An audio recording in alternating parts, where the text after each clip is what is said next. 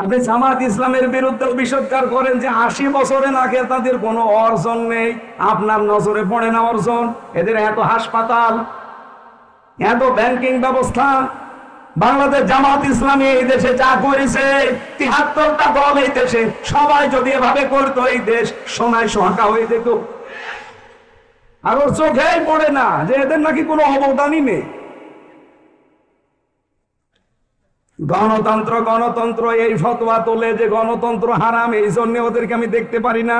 আরে ভাই, আমি কোনদিন আমরা বলেছি যে গণতন্ত্র হালাল? বলেছি আমরা? আর ওটা তো হারাম আমরাও জানি। এই বাংলাদেশে এখন ইসলাম কায়েম করার জন্য কোন পদ্ধতিতে আপনি যাবেন বলেন? আন্দাজে এক ফতোয়া দিয়ে দিলে হয়ে গেল। আপনি কি আফগানিস্তানের, আপনি কি সিরিয়ার এরকম দেশের সশস্ত্র বিপ্লবের মাধ্যমে দেশে ইসলাম প্রতিষ্ঠা করার সেই কায়দা কৌশল, সে জায়গাগুলো কই? এদের আপনি কাজ কারবার দেখেন, জমিনে কোনো কাজ আছে তাদের গলাবাজি করা ছাড়া? কোনো কাজ আমি পাই না। কোনো সংগঠন নেই তাদের। জমিনে আল্লাহর দ্বীন কায়েমের জন্য কোনো অ্যাক্টিভিটিস নেই। উনি খেলাফত নিয়ে পড়ে আছে। আরে ভাই, খেলাফত প্রতিষ্ঠা আমরাও চাই, কিন্তু যে পদ্ধতিতে আপনি বলতেছেন ও পদ্ধতি বাংলাদেশে এখন সম্ভব না। আফগানিস্তানে হয়, এখানে হবে না কেন? আফগানিস্তান আর বাংলাদেশ সমান। আপনার দেশে কয়টা পাহাড় আছে? আপনি যে লোকাবেন, কোথায় লোকাবেন? সশস্ত্র হামলা করে লুকিয়ে থাকার জায়গা লাগে, টিকে থাকতে হবে না জমিনে? ওখানে ওরা পাহাড়ের উপর বম্বিং করে কিছুই করতে পারে নাই, সুড়ঙ্গ করে এমন থাকার জায়গা বানিয়েছে আফগানিরা। একটা না, দুইটা পরাশক্তি রাশিয়া আর আমেরিকা 40 বছর একাধারে চেষ্টা চালিয়েছে, কিছুই করতে পারে নাই। আর আমাদের 40 বছর লাগবে, 40 মিনিটে তো তামা বানিয়ে ফেলবে। আপনারা ধান্দাবাজি বন্ধ করেন। উনি ফতোয়া বের করছে নতুন নতুন যে বাংলাদেশে জামাত ইসলামী, এই 80 বছর এই দেশে জামাত ইসলামী চলছে, এদের অবদান নাকি জিরো, কিছুই নেই। এদের দুনিয়া আখেরাত নাকি সবই বরবাদ। আরে ভাই, দুনিয়ারটা নাই বলতে পারলেন, তো আখেরাত কি আপনার হাতে? আপনি কি ফতোয়া দিলেন বলেন? যে কোনো একটা ভাবে তো এগিয়ে যেতে হবে। আমাদের চারিদিকে শত্রু। পৃথিবীর অন্যান্য মুসলিম দেশগুলোর দিকে তাকান। আমি তো 57টা মুসলিম দেশের খবর জানি। অন্তত তাদের আশেপাশে আরো 2-3টা মুসলমান দেশ আছে, বর্ডারের সাথে বর্ডার লাগানো। আর আমরা এমন একটা ভূখণ্ড পেয়েছি, আমাদের চারিদিকে শয়তান। প্রতিবেশী নামে একটা কলঙ্ক। এতদিন যাই ছিল, এই 15 থেকে 20 বছরে যা অবস্থায়, এই পৃথিবীর নিকৃষ্ট শয়তান মোদি যে আল্লাহর ঘর মসজিদ পর্যন্ত ভেঙ্গে গুড়িয়ে দিয়েছে। এখনো ভাঙছে বিভিন্ন মসজিদ। ভারতের এমনও জায়গা আছে, মুসলমানেরা যদি গরু জবাই করে ওই মুসলমানের জোহবা কেটে ফেলে, এমন জায়গায় আছে। এত বড় শত্রু দিয়ে আমাদের দেশটা ঘেরা। আর একটার সাথে একটু বর্ডার ছিল নদীর সাথে, মায়ানমার, ওটা আরো বড় শত্রু। নিজেদের দেশ বাংলাদেশের সাথে 3 ডবল বড়। আমাদের 56,000 বর্গ মাইলের দেশ, এই দেশের চাইতে 3 ডবল বড় মায়ানমার। এত বড় বিশাল দেশ। আমি কয়েকদিন আগেও গিয়েছিলাম টেকনাফে, উখিয়ায়। রাত 12:30টার সময় আমারে নিয়ে গেল এই রোহিঙ্গাদের দেখার জন্যে। প্রশাসনের এক ভাই ছিল পরিচিত, বলছে চলেন দেখে আসে রোহিঙ্গা, কারণ ওদের রাত 9টার পরে বের হওয়া নিষেধ। এখন তো 12:30 বাজে, চলেন যায়। প্রায় ½ কিলোমিটার নিয়ে গেল। ওদের ছেলে মেয়ে বেশি, এসেছিল 11 লাখ, এখন শুনছি 25 লাখ। আল্লাহর নামে জন্ম দিয়ে যাচ্ছে। অথচ যেই দেশ থেকে ওদেরকে পাঠিয়েছে পিটিয়ে পিটিয়ে, ওই দেশে জায়গা আমাদের চাইতে 3 ডবল বড় জায়গা পড়ে আছে। নিজের দেশের মানুষকে, জনগণকে থাকতে দেয়নি, পাঠিয়ে দিয়েছে পিটিয়ে। এতটুকু ছোট্ট একটা দেশে তারপরেও তো আমরা 11 লাখ, এখন প্রায় 24-25 লাখ মানুষ আমরা রেখে দিয়েছি, কিছুই তো বলি না। বিশ্বে আমাদের মতো উদার আমার মনে হয় আর কোন দেশের মানুষ নেই। আমার ভাইরা, আল্লাহ আমাদেরকে খলিফা করে পাঠিয়েছিলেন কোথায় বলেন তো? আরো জোরে বলেন। জমিনে থাকার দরকার নেই, আরো জোরে। এই জমিনে যদি থাকতে হয়, এই জমিনে আমরা এখন আমাদের 56,000 বর্গ মাইলেই দেখতে পাচ্ছি প্রায় 73টা দল কাজ করছে জমিনে, তার ভেতরে আমরাও একটা। আমার এবার প্রশ্ন যশোরবাসীর কাছে, 73টা দলই কি জান্নাতে যাবে? না। নবীজি বলেন মাত্র একটা দল জাহান্নামে জান্নাতে যাবে, আর 72 দল সব জাহান্নামে যাবে। ওই একটা দল কারা? মানা আলাইহি ওয়া সাহাবী। এক আলিফ টান আছে। নবীজি বললেন যারা আমি নবী এবং আমার সাহাবীদেরকে দেখে দেখে চলবে, তারাই ওই এক দলে আছে, আর বাকি সব দল আছে ওই 72 কাতারের ভেতরে। এবার আমার প্রশ্ন, আমরা নবীকে এবং সাহাবীদেরকে দেখে চলি কিনা? বিশ্ব নবী মুহাম্মদ রাসূলুল্লাহকে দেখে চলা মানে শুধু তার জুব্বা আর দাড়ি নেওয়া না। আল্লাহর নবী মুহাম্মদ রাসূলুল্লাহ জীবনে যা করেছিলেন তার এই 40 থেকে 63 এই 23 বছরে আপনাকে তাই করা লাগবে। এই কথা বলে না কেন? আমরা সত্যি করে বলছি তাই করতে পারি না? পারি না। আমাদের দেশে হয়তো আমরা দাড়ি রাখতে পারি, জুব্বা গায়ে দিতে পারি, সর্বোচ্চ মসজিদে 5 ওয়াক্ত নামাজ পড়তে যেতে পারছি। এই নবীজির জীবনকে এতটুকুই ছিল? আরো জোরে বলেন। বিশ্বনবী মুহাম্মদ রাসূলুল্লাহ রাষ্ট্রনায়ক ছিলেন, উনি রাষ্ট্রপতি ছিলেন। রাজনীতি না করলে, উনি রাজনীতি না করে রাষ্ট্রপতি হলেন কি করে? জাহাজ বলে যে হুজুররা রাজনীতি করে কেন, আমার মনে হয় নবীজির জামানায় থাকলেও এই কথাই বলতো। মুহাম্মদ আবার রাজনীতি করে কেন? তো নবীকে যদিও কথা ওই সময় কাফেররা বলতে পারে, এখনকার ওদের আন্ডা বাচ্চা আমাদের বলবে 1 আর 2। 1500 বছর আগের দিকে তাকান, ঠিক কাফেররা ওই জামানায় বলেছিল মুহাম্মদ কাবা ঘর নিয়ে থাকো, বাইরে আসবা না, বাইরে আমাদের সব পরিবার সমাজের রাষ্ট্র আমরা চালাবো, তুমি এই কাবা ঘর নিয়ে থাকো, কোনো অসুবিধা নেই। বিশ্বনবী মুহাম্মদ রাসূলুল্লাহ মেনেছিলেন। আরো জোরে বলেন। তিনি ডাক দিলেন কাফেরেরা, কুলিয়া আইয়ুহাল কাফিরুন লা আ'বুদু মা তা'বুদুন। হে কাফেরেরা, তোমরা যার ইবাদত করো আমি তার ইবাদত করি না, বা আমি যার ইবাদত করি তোমরা তার ইবাদত করো না। লাকুম দীনুকুম ওয়ালিয়া দীন। সুতরাং তোমাদের ধর্ম তোমাদের জন্য, আমার দিন আমার জন্য।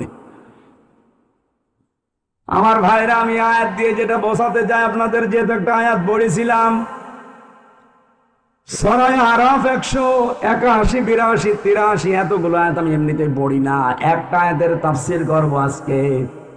আল্লাহ পাক বলেন মিম্মান খালাকনা উম্মাতুন ওয়া মিম্মান খালাকনা। আল্লাহ এখানে নিজে ফাইল, নিজে কর্তা। রব্বুল আলামিন বলেন অবশ্যই আমি আল্লাহ নিজে বানিয়েছি। এই পৃথিবীতে যত মানুষ বানিয়েছি বিভিন্ন দলে বিদলে তারা বিভক্ত হয়ে আছে, কিন্তু এই দলের ভেতরে একটা দল আমি আল্লাহ, তাদের পরিচয় তোমাদেরকে তুলে ধরলাম, দেখো তো তোমরা তাদের ভেতরে আছো কিনা। যারা মানুষকে ইয়াহদুনা বিল হক, সৎ পথ দেখায়। আজ বাংলাদেশে কত মানুষ আছে, কত পথ দেখাচ্ছে, একটা দলকে আমরা দেখি তারা আমার আল্লাহর বিধানের দিকে তারা ডাকতেছে। এই কথা বলে না কেন? তারা কিন্তু ডাকছে তার বাবার দিকে না, তার স্বামীর দিকে না, এমনকি তার পূর্বপুরুষদের দিকেও ডাকে না। তারা ডাকলেই বলে ইয়াহদুনা বিল হক। এই পৃথিবীতে হক হচ্ছে আল্লাহ, হক হচ্ছে আল্লাহর বিধান, এজন্য তারা ডাকে আল্লাহর বিধানের দিকে। আয়াতের তাফসীর পড়তে গিয়ে আমি সূরা শুরার 13 নম্বর আয়াতের মাঝের অংশটা মিলিয়েছিলাম। আল্লাহ পাক বলেন, হে নবী, আপনি যেদিকে মানুষকে ডাকেন যে আসো আমরা আল্লাহর বিধান কায়েম করি এই জমিনে, আল্লাহ শুধু নামাজের বিধান দেয়নি, যাকাতের বিধান দেয়নি, এরকম বিধান দিয়েছেন 500। কত? এই 500 বিধানের কথা যখন বলবেন কি হবে জানেন?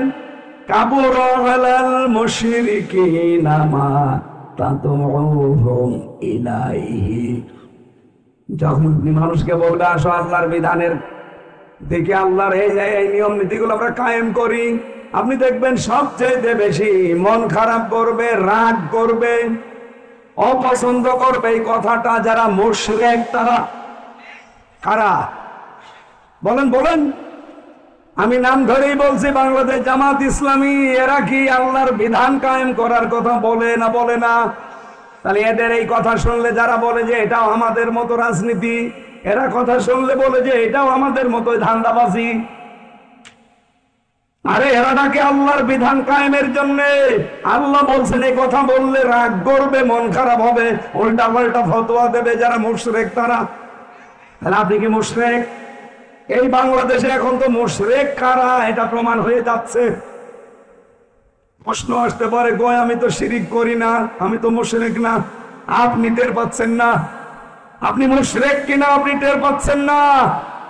অবশ্যই আপনি শিরিক করছেন, না তো আপনার খারাপ লাগে কোন কারণে? আপনার যদি ঈমান থেকেই থাকে, আমি এবার একটা দলিল বলছি, দেখেন আপনার ঈমান আছে ঠিক আছে। নবীজি বলেন ওযু করলে যেমন ওযু ভেঙে যায়, নামাজ পড়লে যেমন নামাজ ভেঙে যায়, ঈমান আনলেও মানুষের ঈমান ভেঙে যায়, নষ্ট হয়ে যায়। আজ যারা দিন কায়েমের কথা শুনলে রাগ করেন, তাদের যে ঈমান ভেঙে গেছে, নষ্ট হয়ে গেছে, এই কারণে তাদের রাগ হয়। আপনি মিলাবেন এই 10টা আপনার ভেতরে থাকলে, আপনি ঈমানদার দাবি করলো ঈমান নেই, আপনি বেঈমান, আপনার ঈমান ভেঙে গেছে, নষ্ট হয়ে গেছে।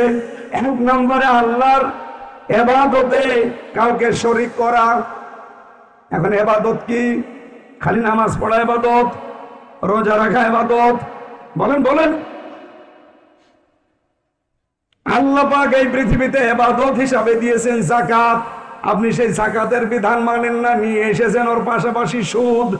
তাহলে এটা আল্লাহর সাথে শরীক কিনা? এদেশে নেই শরীক। 2 নম্বরে, হ্যাঁ এটা দলিল পাবেন সূরা নিসার 48 নম্বর আয়াতে, সূরা মায়েদার 72 নম্বর আয়াতে, ইন্নাল্লাহা লা ইয়াগফিরু আন ইউশরাকা বিহি ওয়া ইয়াগফিরু মা দুনা যালিকা লিমান ইয়াশা ইন্নাহু মান ইউশরিক বিল্লাহি ফাকাদ হারামাল্লাহু আলাইহিল জান্নাহ। 2 নম্বরে পেয়েছি আল্লাহ ও বান্দার মধ্যে কাউকে মধ্যস্থকারী যারা বানায়, এটা সূরা ইউনূসের 18 নম্বর আয়াতে আছে। এটা পৃথিবীর অন্য কোন দেশে না থাকলেও বাংলাদেশে আছে। এরা আমরা ধরেই বসে আছে যে বাবা ছাড়া আল্লাহ পাওয়া সম্ভব না, অথচ কোরআনে 13টা আয়াত আল্লাহ নাযিল করেছেন প্রায় একরকম। 13টা আমি পেয়েছি। আরো যারা বেশি গবেষণা করে আরো বেশি পাবেন। কোরআনে কারিমে আল্লাহ বলেন আমি এবং আমার বান্দার মাঝে কোনো দালাল লাগবে না, কোনো মাধ্যম লাগবে না, সরাসরি তোমরা আমি আল্লাহকে ডাকবে। আলাইসাল্লাহু বিকাফির আবদা, আমি কি আমার বান্দার জন্য যথেষ্ট না যে দালাল ধরা লাগবে? এই কথা বলেন না কেন? কত পীর নামে ভণ্ড কলঙ্ক, তারা দালাল হয়ে বসে আছে, মধ্যস্থ করবে উনি। আল্লাহ আমার মালিক, আমি তার বান্দা, এর মাঝে মধ্যস্থকারী কেউ লাগবে না। যারা মনে করেন তাদের ঈমান ভেঙে গেছে। এটাকে আমি বানালাম না, কোরআনে আছে। সূরা ইউনূস কত নম্বর আয়াত বললাম? 18। লিখে নেন, তুলে নেন, রেকর্ড হচ্ছে বাড়িতে, মিলাবেন যে আপনার ঈমান আছে না গেছে, আপনি নিজেই টের পাবেন। 3 নম্বরে কাফেরকে যারা কাফের মনে করে না, সূরা আলে ইমরানের 28 নম্বর আয়াতে আছে। 4 নম্বরে মুসলিমদের বিরুদ্ধে মুশরিকদেরকে যারা সমর্থন এবং সহযোগিতা করে, যারা বলে আমরা শরিয়া আইন বিশ্বাস করি না, এরা মুশরিক কিনা বলেন তো? বলেন বলেন। বাংলাদেশে কত আলেম নামে জালেবাজ ইসলাম পন্থীদের সমর্থন করে না, করে মুশরিকদের। তাদের ঈমান আছে না গেছে? আমি মনে হয় এটা বানালাম না। এর দলিল হচ্ছে সূরা মায়েদা 51 নম্বর আয়াত, সূরা তাওবা 23 নম্বর আয়াত। বাড়িতে মিলিয়ে দেখবেন তাফসীর সহ। 5 নম্বরে জাদু, জাদু করা এবং জাদু শেখানো, জাদু শিক্ষা করা এবং শেখানো, দুইটা করলে ঈমান চলে যায়, নষ্ট হয়ে যায়। সূরা বাকারার 102 নম্বর আয়াতে আছে। 6 নম্বর, দিনের কোনো বিধান নিয়ে যারা ঠাট্টা বিদ্রূপ করে, এটা তাওবায় আছে, সূরা তাওবার 65-66 নম্বর আয়াতে। 7 নম্বরে, দিন ইসলাম থেকে যারা মুখ ফিরিয়ে নেয়, সূরা সেজদার 22 নম্বর আয়াতে আছে। অমান আ'রাদা আন যিকরি, না, অমান আসলামু মিম্মান, না ওটা না, সাটা মনে আসে না আমার কাজের সময়। অমান আসলামু মিম্মান যুক্কিরা বিআয়াতি রাব্বিহি সুম্মা আ'রাদা আনহা ইন্না মিনাল মুজরিমিনা মুনতাকিমুন।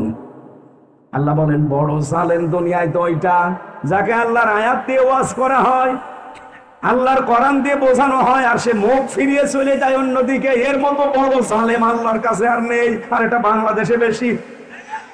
আমি যা ওয়াজ করছি এ কি আমার নিজের কথা না আল্লাহর কথা? সব নোট করে নিয়ে এসেছি। 8 নম্বরে, কাউকে দিন শরীয়তের ঊর্ধ্বে মনে করা, এটা বাংলাদেশে 15 বছর যেটা বঙ্গবন্ধুকে মনে করা হইতো, দেখেছেন না? সব জায়গায় উনি, এমনকি বঙ্গবন্ধু টয়লেট আমি নিজে পেয়েছি নীলফামারীতে। বঙ্গবন্ধু টয়লেট ওর নামেও টয়লেট লাগিয়ে দিয়েছে। আল্লাহ রাসূলের ঊর্ধ্বে কাউকে মনে করা যাবে? এটা সূরা মায়েদার 3 নম্বর আয়াতে আছে। 9 নম্বরে, রাসূলুল্লাহর ফয়সালার তুলনায় অন্য কোন ফয়সালাকে উত্তম মনে করা, সূরা নিসার 65 নম্বর আয়াতে পাবেন। ইন্না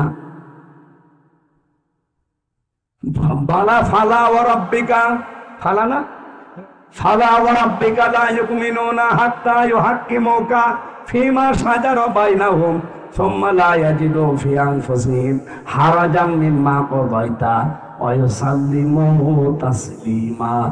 10 নম্বরে, মুহাম্মদ রাসূলুল্লাহর আনিত বিধানকে অপছন্দ করা, এটা পাবেন সূরা মুহাম্মদের 9 নম্বর আয়াতে, সূরা নিসার 64 নম্বর আয়াতে।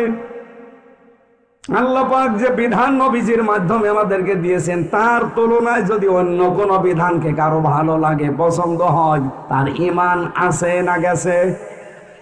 এই বাংলাদেশে এবার আপনি মিলান এই 10টা, আমার মনে হয় 100 জনের বহু মানুষের ঈমান আর নেই, ভেঙে গেছে।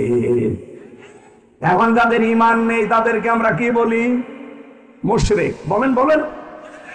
যারা শিরিক করে তাদেরকে আমরা মুশরিক বলি, যেহেতু তাদের ঈমান ভেঙে গেছে, নষ্ট হয়ে গেছে। সুতরাং মুশরিকদের কাছে আল্লাহর দ্বীন কায়েমের কথা বললে খারাপ লাগবে, কষ্ট হবে। এই বাংলাদেশে আপনি তাহলে মুশরিক, আপনি যে কোনো ভাবে শিরিক করছেন, আপনার ঈমান কিন্তু শেষ। আবার বলছেন, আবায়ন করি, আবার সঠিক জায়গায় আসে। তাহলে আল্লাহর দৃষ্টিতে এই পৃথিবীতে হক দল, হেদায়েত প্রাপ্ত মানুষ তারা, যারা আল্লাহর এই হক পন্থায় মানুষকে ডাক দেয়। আর এই দেশে দেখেন কত মানুষ কত দিকে ডাকে।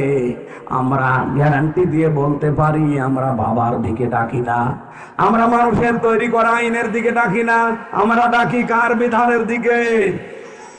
এবং এই বিহিয়া দিলুন, 2 নম্বরে, এই বিধান দিয়ে যারা ন্যায় বিচার কায়েম করতে চায়, আল্লাহর বিধান ছাড়া ন্যায় বিচার কায়েম করা সম্ভব না। তার প্রমাণ এতদিন আমরা পাইনি, আমি নিজেই তো পেলাম। এই 3টি বছর আমার জেলে থাকা লাগতো না যদি আল্লাহর বিধান এই দেশে কায়েম থাকতো।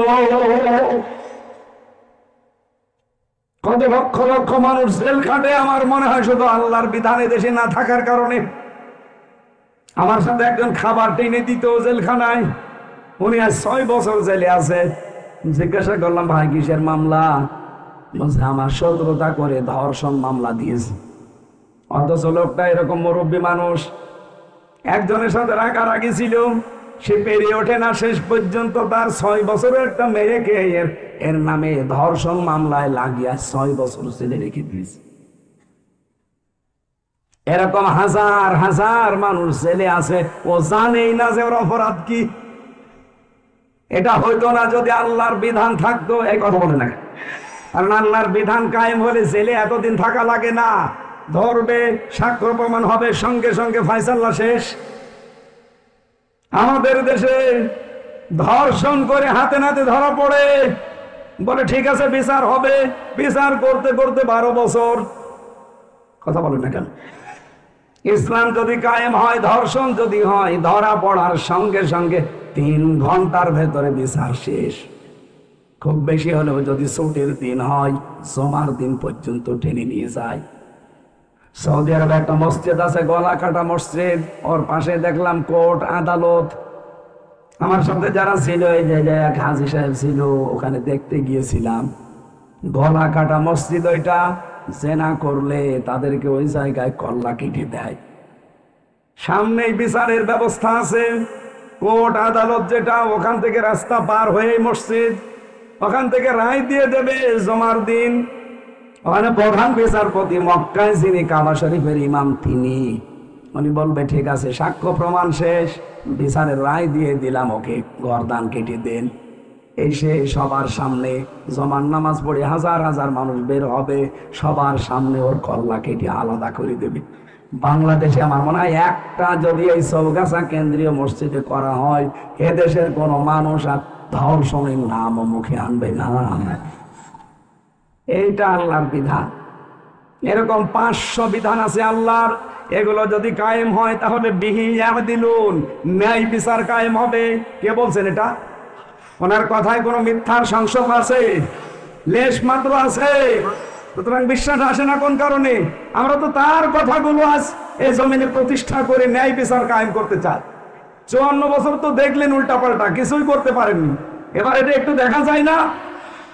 টেস্ট করার জন্য হলে একটু দেখেন, বাংলাদেশে অন্যান্য দল যারা আছে আপনি তাকান, তারা এখন বিভিন্ন রাষ্ট্রদূতের কাছে ধর্ণা দেন, অথচ আল্লাহর রহমত অন্যান্য দেশের রাষ্ট্রদূতরা এসে ইসলামপন্থী জামাত ইসলামের আমিরের সিরিয়াল লাগিয়েছে, একটু দেখা করতে চায়। তার মানে প্রমাণ হচ্ছে এই দেশে আমার আল্লাহ মনে হয় এবার ইসলাম কায়েম করে দেবে। কারণ কোরআনে কারিমে আল্লাহ জানিয়েছে, সূরা কসস 5 নম্বর আয়াত, জমিনে যারা জুলুম, নির্যাতন, অত্যাচারের সবচেয়ে বেশি সম্মুখীন হয়, আল্লাহ তাদেরকে জমিনের নেতা বানায়, উত্তরাধিকারী বানায়, আর শাসন ক্ষমতা দিয়ে দেয়। এই জমিনে যেহেতু সবচেয়ে বেশি প্রাণ গিয়েছে, আপনি দেখেন গুম কমিশন তথ্য দিয়েছে, বাংলাদেশ জামাত ইসলামী আর শিবিরের 56% লোক গুম এবং খুনের শিকার, আর বিএনপির 37% লোক। তাহলে সবচাইতে বেশি যেহেতু ইসলামপন্থীরা, সুতরাং আল্লাহর ঘোষণা তো মিথ্যা না, উনি এবার ইসলামকে এই দেশে ইসলামপন্থী মানুষের হাতে তুলে দেবে। আপনি যদি থাকেন, আপনাকে সাথে নিয়ে আমরা ইসলাম কায়েম করব। আপনি যদি না থাকেন, আপনাকে বাদ দিয়ে ইসলাম কায়েম হবে ইনশাআল্লাহ। আল্লাহর কথা আমরা 100% বিশ্বাস করি কিনা বলেন তো? বলেন। সুতরাং এই দেশে হেদায়েত প্রাপ্ত দল এই একটা, যারা এই 2টা গুণে গুণান্বিত। 1 নম্বরে যারা হক পথে ডাকে, সত্য পথে ডাকে, সত্যের পথ দেখায় মানুষকে, ন্যায় পথ দেখায়, আর যারা এই পথ অনুযায়ী ন্যায় বিচার জমিনে কায়েম করতে চায়, এটা যারা করবে তারা এই দেশে হেদায়েত প্রাপ্ত দল। কারা করছে আপনি জানেন না? নাম ধরা লাগবে কোন কারণে? আপনি তো টের পাচ্ছেন না। পারলে আপনি সূরা আরাফের 181 নম্বর আয়াত বিস্তারিত তাফসীর সহ পড়েন, দেখবেন আমি যেটা বলতে চাই এটা চলে আসবে। আপনি আশা করছি এই 2টা গুণ যাদের ভেতরে পাবেন সেখানে থাকবে।